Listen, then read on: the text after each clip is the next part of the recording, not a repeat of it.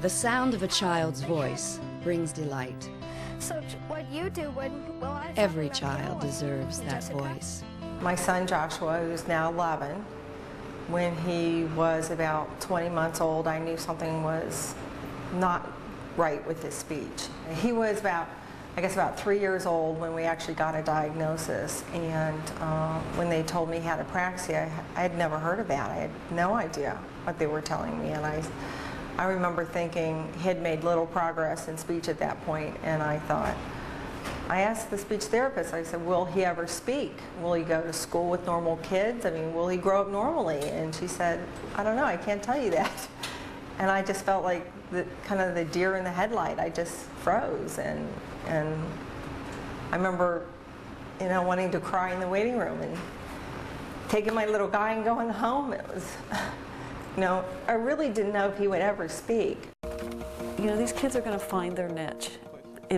Their gift bubbles to the surface somewhere along the line, and I think, when they're really little and you're first dealing with this apraxia, you almost have to focus on what they can't do so that you can try and help them fix it. Then somewhere along the line you need to really back off and focus on what they can do. There always is hope. We start out therapy with the encouragement to parents that they remain hopeful throughout, but it's going to be hard work, and that the outcomes are very different for all children. Parents and children work hard, and we as therapists support that. Children can make amazing gains and overcome great odds and end up being very functional verbal communicators, and some of the children to the point where the average person out there wouldn't have any clue that they ever had such a significant speech problem when they were younger. And that's our goal, certainly, is to get them to that point.